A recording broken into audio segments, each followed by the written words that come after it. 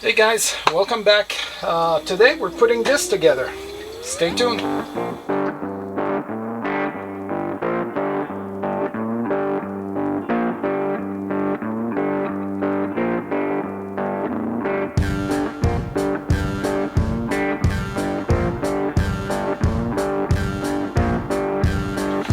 Hey guys, welcome back. I know it's been a little while. I've had some health issue that I had to deal with and that prevented me from doing a lot of what I'm normally doing. So hopefully these are behind me and we move forward, all right? So today we're going to put together this 3D printed vertical growing system for my lettuce. Now this is a test, right? This is a trial. What I've been doing is, as you know, I've had an NFT system running here, which I'm going to still put together, a little later. But as you see, it takes a lot of room, right? When it goes from about, well, where the board is, all the way to the gutter here at the end.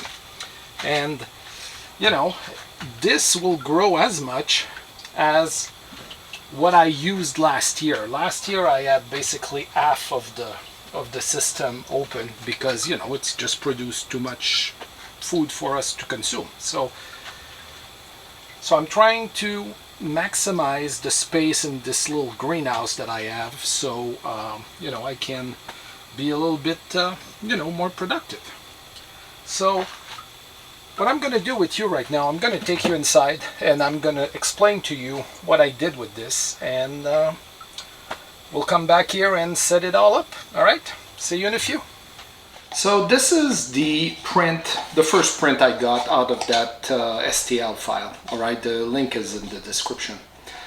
And they're great. I printed two of them just to make sure that they would, interlock correctly and do what they need to do, and they did.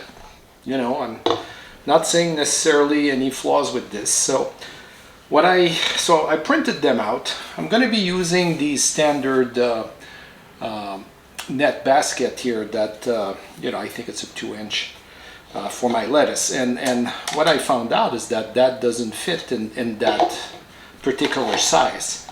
I think maybe it's metric or whatever. It doesn't matter. When you have a slicer, you can always scale it. So when I kind of looked at everything, to fit those pots, I needed to increase the size by 14%. So easy peasy, that's what I did. So these came and I assembled it. I have 6 of them. Assembled it in the tower and ran everything. And there's one problem with them is what it sprays here. You can see from the alignment that if the last dot of water coming out is right here, it doesn't even touch the pot inside it, right? And that's a big problem because when the roots aren't developed, they're concentrated in the media that you use. In my case, it's Oasis. You can use anything you want, but for my purpose, right? I needed the water to go on the net pot here and not just fall into the bottom, right? Because until I have roots that are going to be kind of dangling into that pool of water at the bottom, it's not going to work. All right, so I tried to do a couple of things here to put a deflector that would push the water towards it. This was my first attempt. Not very good because the bottom is round, so that didn't work. That was not even close. So what I came up with is a way where I can attach the deflector to the center hole of the unit, right?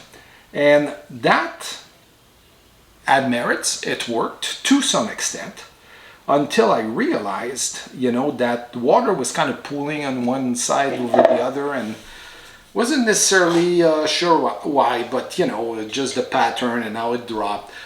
Your tower is never going to be perfectly plumb, so it's going to lean a little bit, so the water is going to move around. So that was my first attempt. I did this one here, so I figured that if I put little, you know, kind of concentrator or water, or basically if where the water drops from the sprinklers here, you know, when it drops, it's going to stay on that side and just keep going. And I was right, but the water was still pooling. Didn't necessarily understand why until I realized that the water tension was bringing the water under the plate, right? And so in order to prove that one to me, I took this one and I just took a hole saw and drill it so that I would put a little channel that would break that water tension. And the water started flowing, you know, at the right, all around as I was expecting it to. So that was good. So I realized that this wasn't working. So I built this fourth version, which is now just a little, I don't know, little hat here, you know, that is, you know, as a hole under, right? So now this was doing the right thing, but I came back to the first problem with the water going all around and not necessarily where I needed it to go. And so came up with this one. Now, one of the things that I did with this one, I actually increased the size of it. I don't know if you can see, because when I looked at it with even this one, the water was still not reaching the pots. You know, it was, you know, if you look at it from when it's aligned, right, there's still enough room that the water is missing. When it drops, it's missing my net pot, right? So I increased the size and did the little deflector here so that it would leave the water at the right place. And that still wasn't enough to get the water into the pot. So I figured that I needed to do something, and I can't increase it anymore, otherwise it's not gonna fit, right?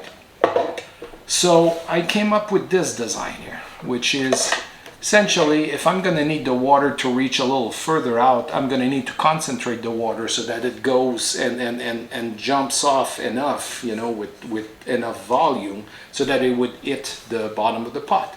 And this design did it. So what I do with this, I just put it in the middle hole, put a stainless steel screw through, and that is my improvement. What I do is I make sure that I align the mouth, right, with the empty space, because that is going to be where the next, you know, unit will be at the bottom.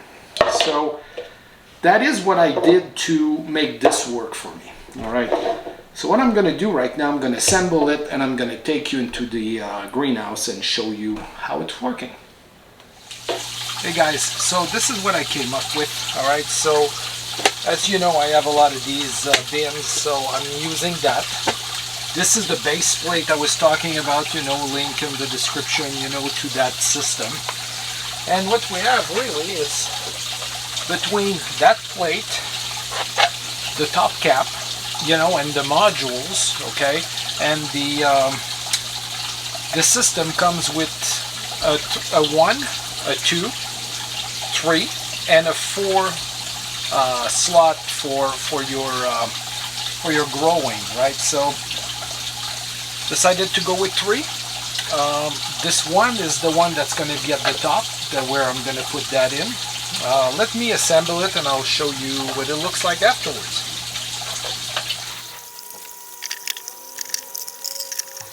Alright, so let me take you closer here so that you can see. You know, I hope you can see what's inside here. Hold on, let me do this.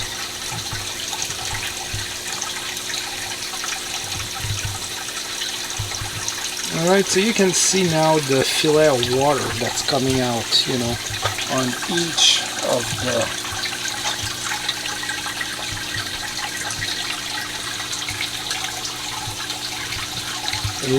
of the space, all right? And that's really what I'm looking for, because when I put my net pot in, you know, the water actually flows in it, right?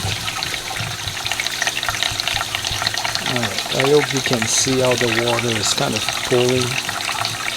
Alright, so what I did is I have a pump, right, that is inside the bucket. I put this valve here so I can control the flow. Alright, and as you can see up here, I put a T so that the flow is not coming out too strong, right, and making everything messed up. But as you can see, everything is all good, right, and we're ready to move our lettuce to it. Alright, so here's one of my lettuce in my Oasis bag. As you can see, nice little roots. So I'm going to put it in my pot, push it as far as it can go, right, and we're going to put it in there. Alright, let me repeat that for the rest of it.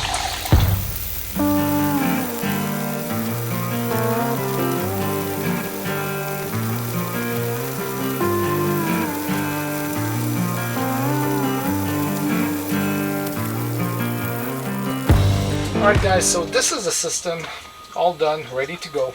Well, going. And I will set up the NFT system like you've seen in previous years here. But what I'm trying to do really is to maximize the growing space here. As you can see, we still have seedlings everywhere, so season is still very young, so not everything's out in the garden yet, so that's why it's not set up yet. But this gives me a really great alternative for a portable system, right? You could do that in your own patio, really, you know, because all you need is a cord. This can easily move from one place to the other, so, you know, what's not to love, all right? All right, so you guys, it's been a while, but I hope you enjoyed this again, and we'll talk to you soon. All right, thank you, bye.